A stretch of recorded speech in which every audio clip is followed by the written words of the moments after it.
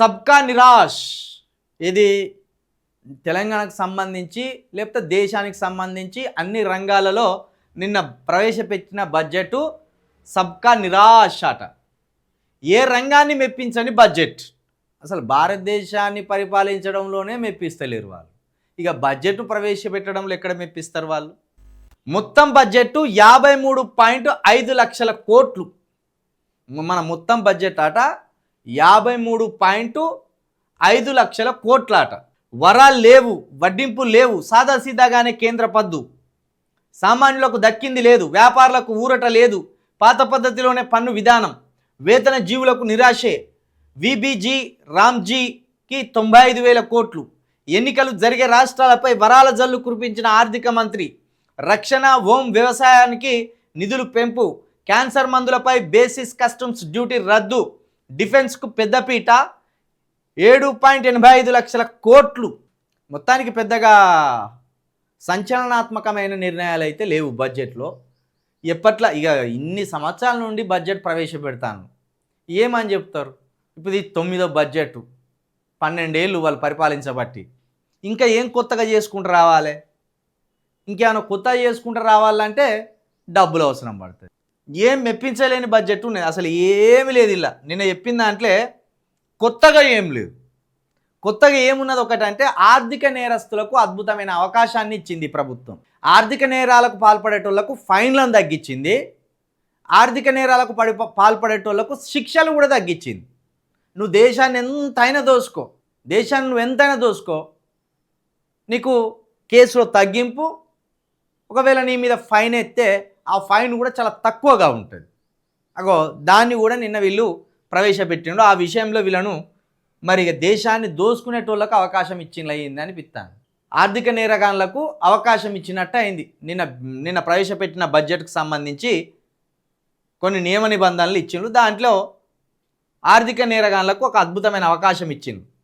ధరలు తగ్గేవి. ఏ ధరలు తగ్గుతాయంటే 17 రకాల క్యాన్సర్ ఔషధాలు, అరుదైన వ్యాధుల మెడిసిన్ ఈ విషయంలో తగ్గుతాయట. 17 రకాల క్యాన్సర్కి సంబంధించిన ఔషధాల విషయంలో ధరలు తగ్గుతాయట.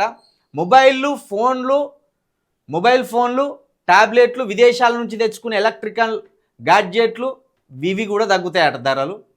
మైక్రోవేవ్ ఓవెన్ల విడిభాగాలు, సోలార్ ప్యానెల్స్ తయారీ పద్ధతులు, ఈవీ బ్యాటరీలు, ఎయిర్క్రాఫ్ట్ భాగాలు, రెన్యూవబుల్ ఎనర్జీ పరికరాలు వీటి విషయంలో కూడా, బట్టలు, బ్యాగులు, షూలు, కాస్మెటిక్స్, విదేశీ పర్యాటక ప్యాకేజీలు, విదేశీ విద్య, ఎనర్జీ ట్రాన్సిషన్ పరికరాలు ఇవి కూడా ధరలు తగ్గేటియట నిన్న ప్రవేశపెట్టిన బడ్జెట్ వల్ల.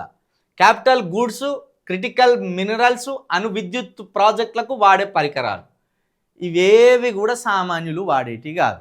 సామాన్యులు వాడేటి ఏవి లేవు. ఇవన్నీ ధరలు తగ్గుతాయట.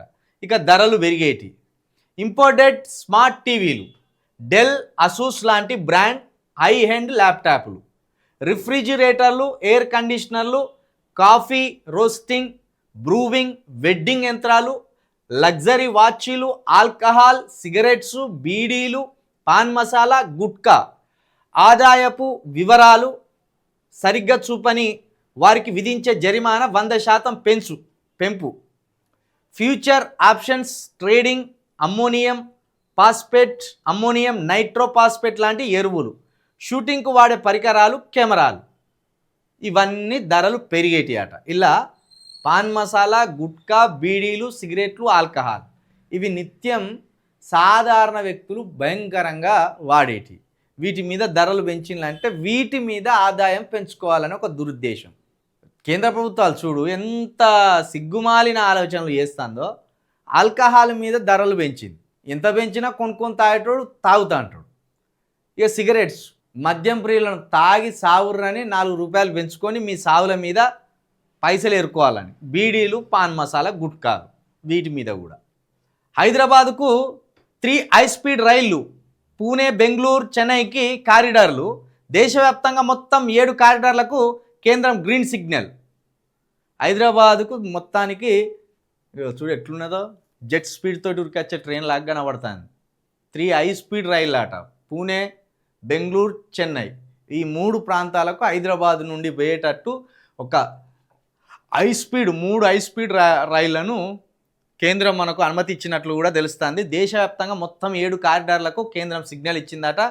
దానికి సంబంధించి ప్రత్యేక బడ్జెట్ కథనాలను కూడా రాసుకొచ్చే ప్రయత్నం చేసింది.